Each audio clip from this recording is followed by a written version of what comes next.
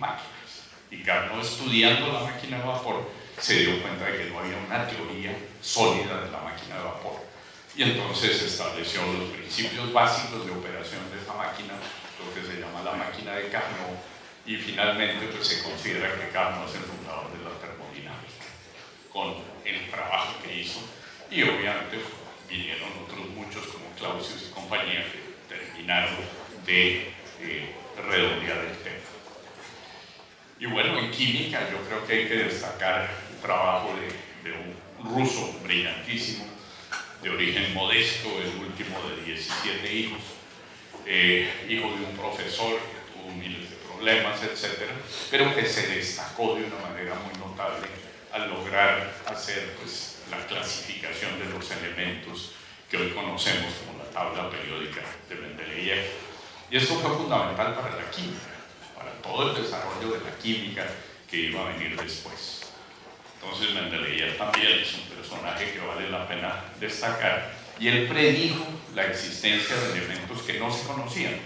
Por ejemplo, en su tabla había unos huecos, y el caso más reconocido en ese sentido es el del helio. Él dijo, aquí en este sitio debe haber un elemento que no hemos encontrado, y ese elemento se descubrió en el Sol, que es extraordinario. Mirando la luz del Sol, analizándola cuidadosamente, se descubrió precisamente ese elemento que Mendeleev había previsto. Entonces ahí están ya las raíces de toda la química moderna. Y en temas relacionados con la vida, pues, Victoria sugirió que ese tema fuera uno de los del próximo encuentro, pues vale la pena destacar algunos hitos. Y nuevamente, pues la vida tiene una diversidad fantástica, hay un factor de 10 a la 22 entre una ballena y una bacteria, parece fantástico, ¿verdad? Una diversidad absolutamente extraordinaria. Una de las grandes preguntas, igual que sigue siendo una pregunta importante, el origen del universo, la estructura del universo, pues yo creo que la gran pregunta es cómo empezó la vida y dónde empezó la vida. Pero para mí es mucho más importante el cómo que el dónde. O sea, hay quienes dicen que la vida vino del espacio, en un meteorito, por ejemplo. Pues eso no es tan relevante como saber cómo se originó. Y ahí pues hay muchas hipótesis, en particular la de Oparin y Haldane, que dicen que la vida se formó a partir de una serie de reacciones químicas complejas que tuvieron lugar en la atmósfera terrestre hace precisamente 3.600 millones de años. De eso se han hecho experimentos múltiples, los de Miller y Urey, etcétera, etcétera. Y pues todavía yo creo que la pregunta sigue estando abierta. En este tema, pues vale la pena destacar a gente como Van Leeuwenhoek, un holandés que era comerciante de paños, pero que dedicaba parte de su tiempo a hacer biología. Y él aprendió a fabricar excelentes microscopios de primer nivel y logró descubrir, mirando simplemente una serie de cosas importantísimas, como por ejemplo los glóbulos rojos, las células, fue el primero en haber identificado esas estructuras básicas, la estructura de los tejidos, etc. Y entre otras cosas, él, estamos hablando del siglo XVII, se opuso a la idea que era muy generalizada de la generación espontánea de la vida.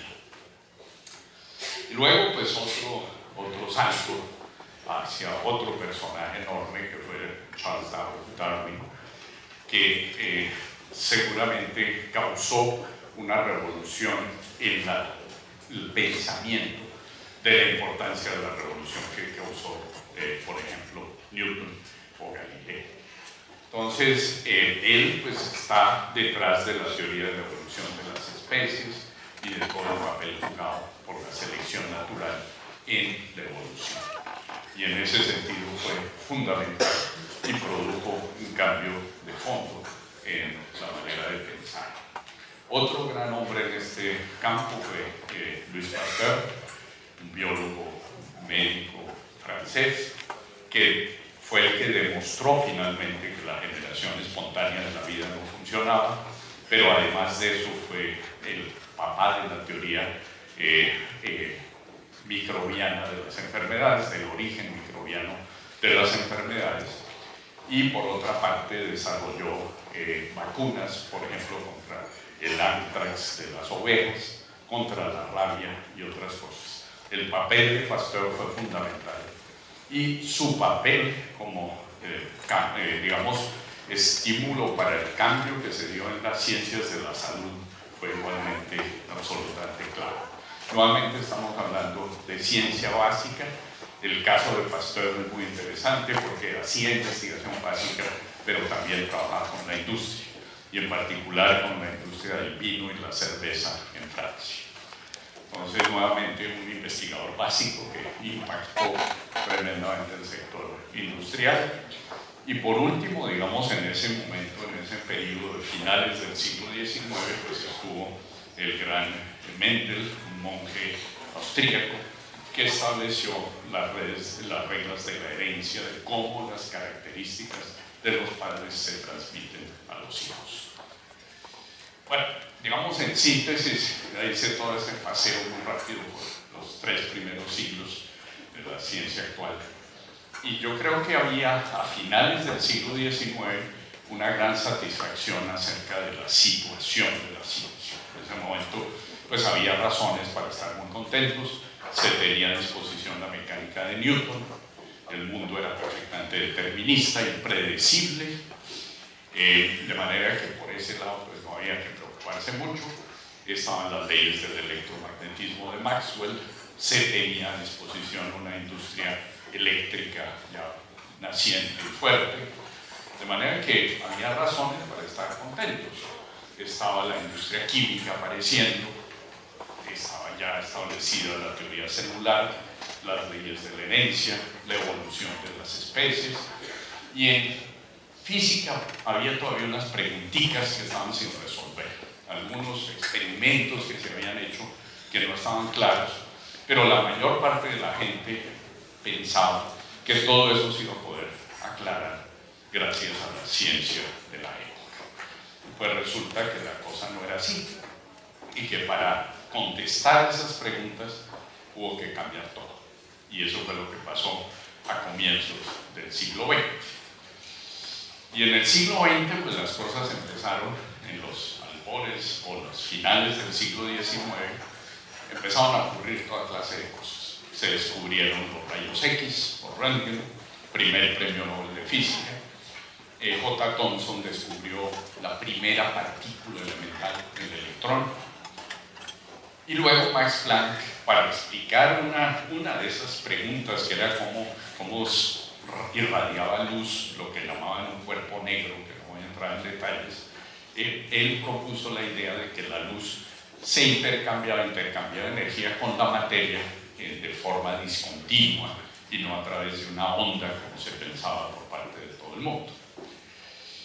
Avances tecnológicos, el primer avión apareció en 1904 y finalmente apareció este personaje excepcional de la talla de Newton, como mencionaba, que a los 26 años, cuando era empleado de la oficina de patentes de Berna en Suiza, produjo en un solo año 4 artículos que cambiaron la faz de la Tierra. Y él, pues, es muy conocido por la relatividad especial, pero también explicó el movimiento browniano, lo cual llevó a aceptar que los átomos sí existían. Había un debate acerca del tema que decía que los átomos no existían, pero él dijo que sí. Y de ahí entonces nació la mecánica cuántica y la relatividad, obviamente, le dieron un vuelco tremendo a toda la manera de ver las cosas. Entonces, a lo largo de los años, en el siglo XX, ya las cosas empezaron a acelerar. La mecánica cuántica cobró forma y avanzó de una manera avasalladora a lo largo de los años 20 a 30, digamos que los desarrollos fundamentales se dieron en ese entonces. Luego apareció, ya que se consolidó la teoría atómica, la explicación de la estructura del átomo, etc. Surgió la propuesta, la hipótesis de la gran explosión, a que me refería al comienzo, del origen del universo, y se empezó a desarrollar toda la física moderna, la física nuclear, la física de altas energías, cosmología, etcétera, etcétera, y apareció un campo pues, trascendental, que es la física de altas energías, que se llama la Big, o se dio a llamar la Big Science, es decir, la ciencia que cuesta mucha plata. Pero ya, digamos, a lo largo de esos años se fue viendo cuál era el tamaño real del universo, la complejidad del universo, y en el año de 1990 se descubrió que el universo se estaba acelerando. Y aparecieron, digamos, dos hechos muy importantes en todo esto. El uno es que las galaxias giran más rápido de lo que deberían, y eso pues no es trivial, y tocó introducir una idea que ya les voy a ampliar, que es la de la materia oscura del universo. Y el fenómeno que se observó después de que la expansión del universo se está acelerando, tocó introducir otro concepto también muy misterioso, que es el de la energía oscura del universo. Y a eso pues apenas me voy a referir ahora. Pero para hacer todo, para profundizar en todo eso, pues se están haciendo en este momento grandes intentos, grandes experimentos, como es el caso del gran colisionador de hadrones que está operando en el CERN en Ginebra, en Suiza. Y es la máquina más fantástica que se ha construido nunca. Costó más de $8.000 millones. Está instalado en un túnel que mide 27 kilómetros de circunferencia. Y pues, ¿para qué esa historia? Nuevamente es un proceso de investigación básica. Lo que se quiere ahí es entender realmente las bases de la estructura de la materia y entender algo de lo que les he planteado acerca, por ejemplo, de la energía oscura o de la materia oscura.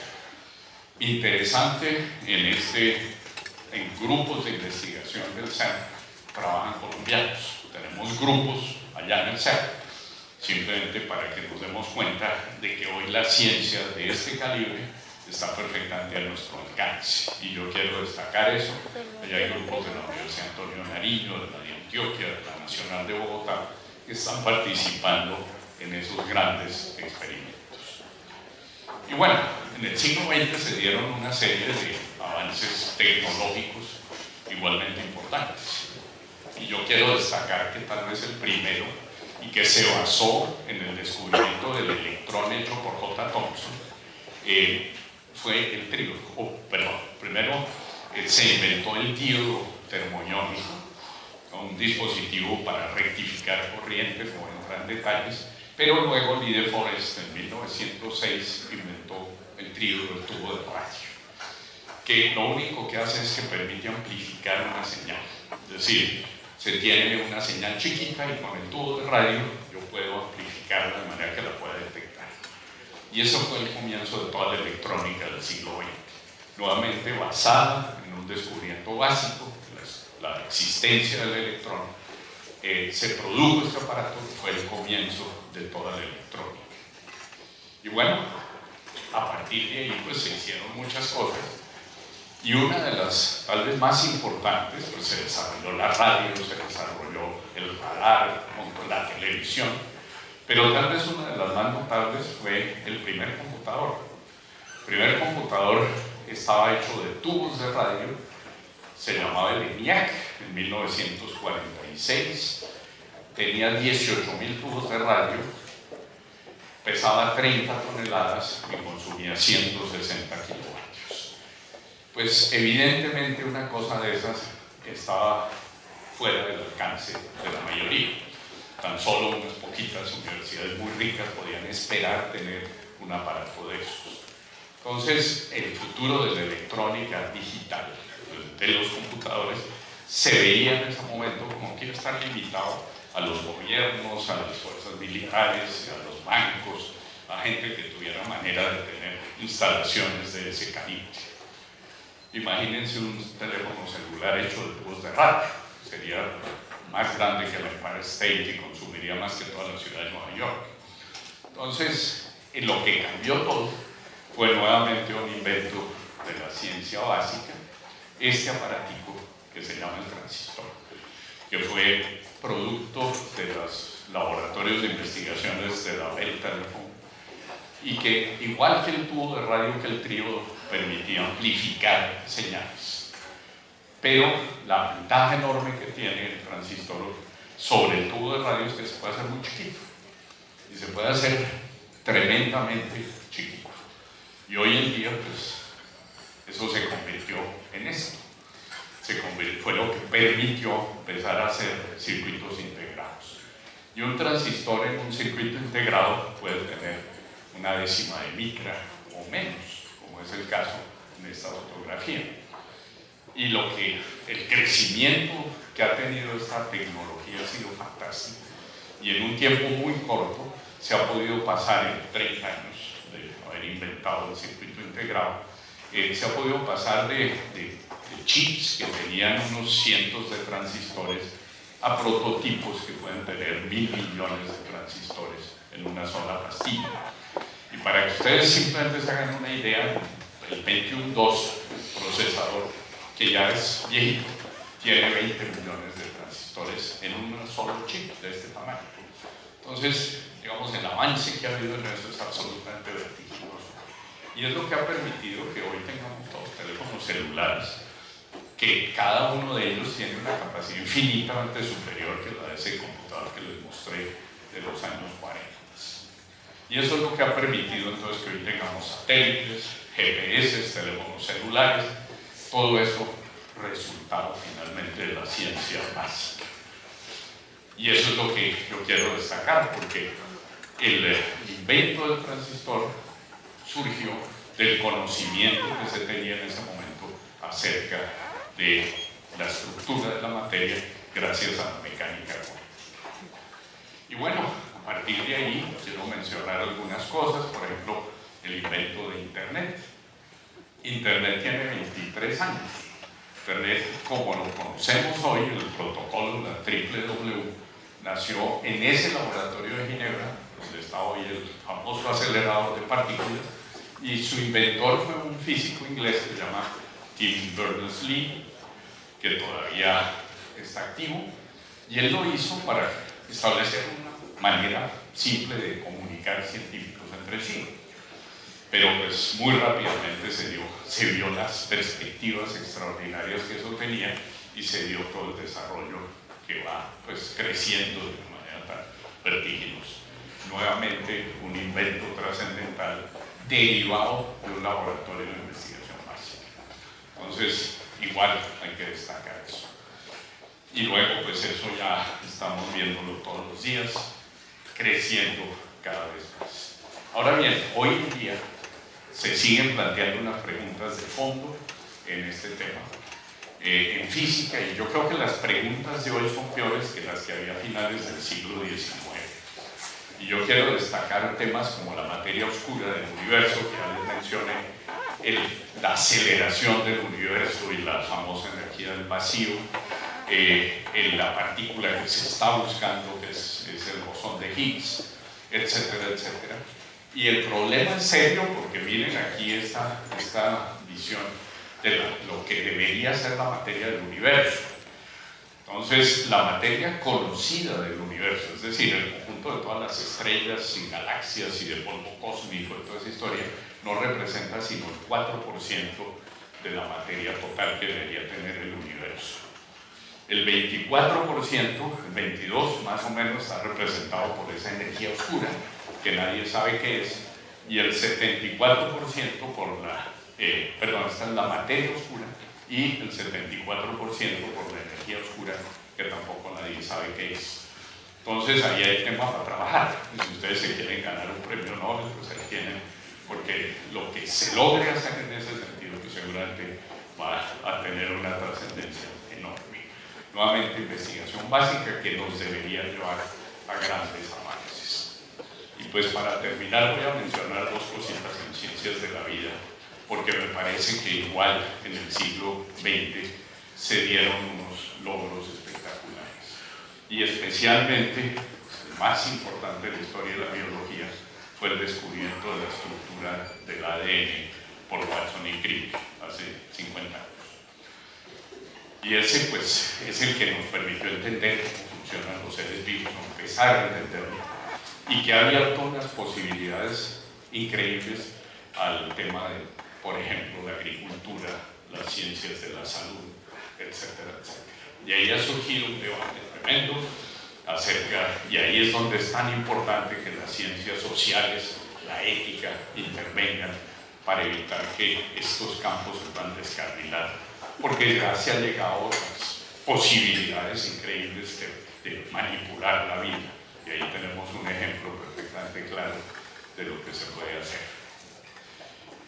Y ya hoy pues es posible patentar un ser vivo, patentar seres vivos, animales transgénicos, etcétera, etcétera, y se logró la primera patente de un ratón transgénico en 1988. La clonación, tengo 3 minutos. Y otra cosa muy importante, el proyecto del genoma humano, que fue terminado en el año 2000 y que consistió simplemente en leer ese código genético de un ser humano para empezar a tratar de entenderlo, y pues a partir de ahí se han abierto unas posibilidades increíbles para la medicina, para la agricultura, etcétera, que pues no voy a detallar, pero seguramente en el próximo encuentro van a tener oportunidad de oír. Las preguntas que se plantean, igual el origen de la vida, el genoma completo, entenderlo completamente, en los procesos de diferenciación celular, el envejecimiento y las posibilidades fantásticas que hoy aparecen de que se puede hacer una conexión directa de sistemas informáticos con el sistema nervioso. Y eso pues en este momento es una de las posibilidades más increíbles que existen.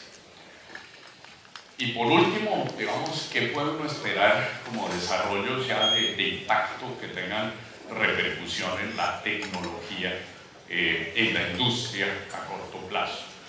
Y yo pienso que los campos que más desarrollo van a tener son, por ejemplo, la nanotecnología, que ustedes oirán o iban a tener una conferencia al respecto, creo.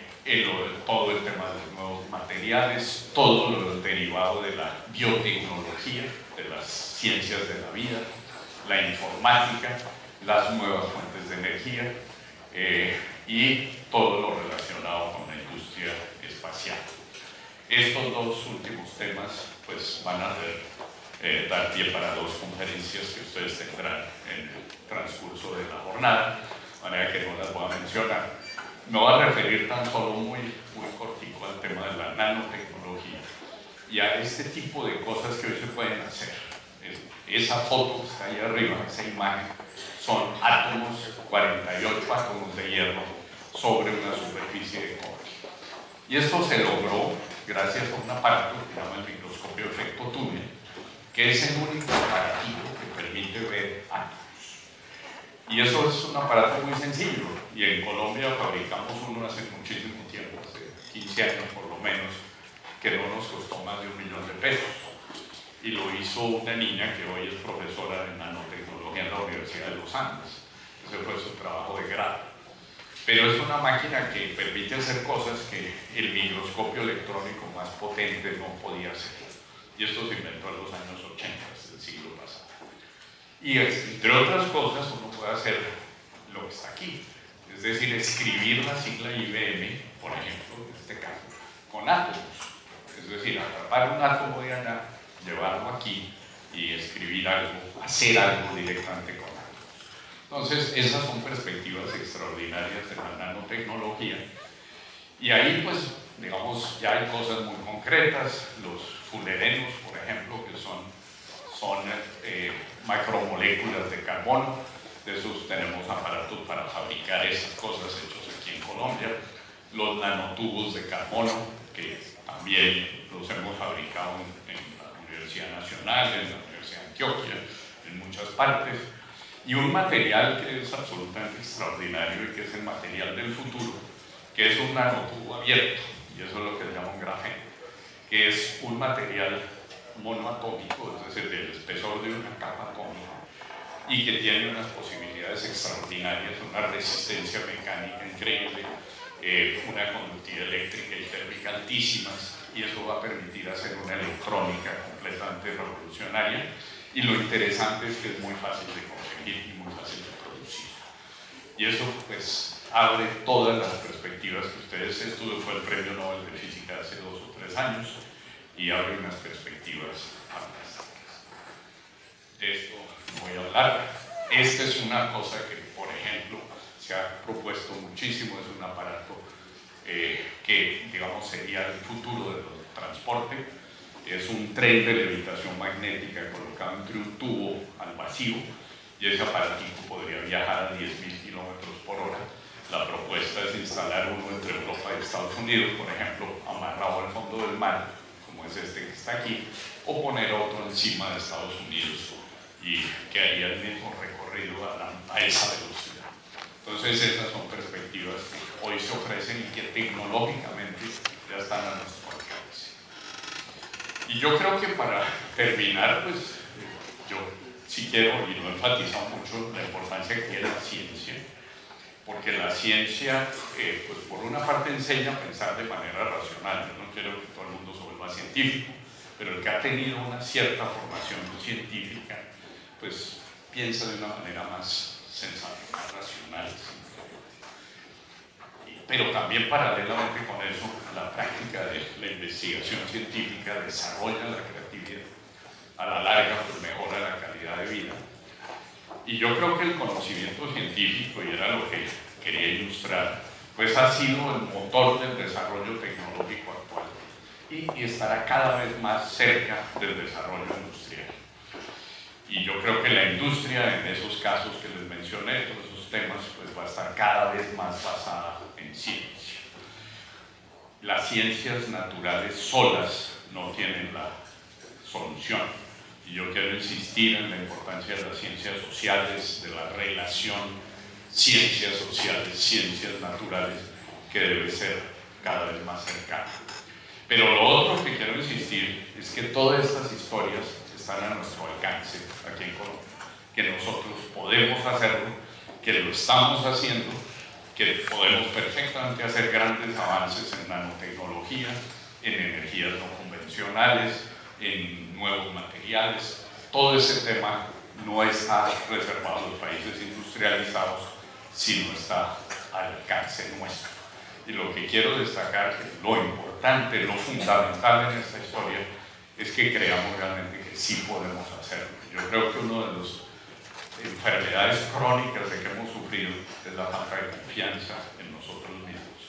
Y yo creo que por eso lo fundamental y lo primero es tomar confianza en nuestras posibilidades, y si eso lo logramos, pues yo creo que somos capaces de hacer todo esto y mucho más. Muchas gracias.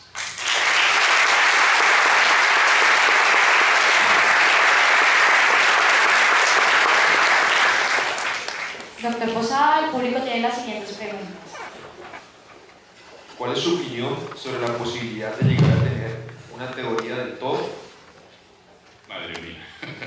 Sobre eso hay una discusión permanente, de si eso existe o no, si se puede llegar o no a una teoría del todo.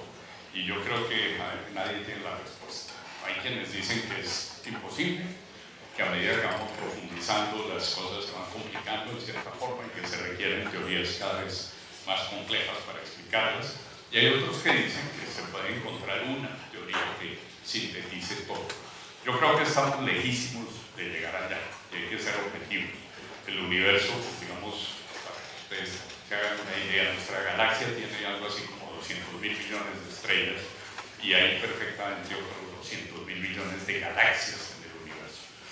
Y además de eso, pues también ha surgido últimamente la idea de que puede haber muchos universos en paralelo. Estoy diciendo que eso es hipótesis y no es fácil demostrarlo. Pero yo creo que la ciencia es un proceso permanente y yo creo que nunca vamos a llegar a saberlo todo. Yo francamente creo que sería pretencioso. Ya pues a finales del siglo XIX la gente pensaba que lo sabían todo y resulta que tocó cambiar todo, inventar la mecánica a partir de la relatividad. Entonces yo creo que en este momento estamos en el mismo plan y yo finalmente creo que la ciencia va a seguir progresando hasta que la especie humana se acabe. La especie humana se puede destruir también muy rápidamente. Entonces espero que eso no ocurra y que la ciencia por lo menos ayude a que eso no pase. Muchas gracias, doctor Posada. Le hacemos un reconocimiento por su participación en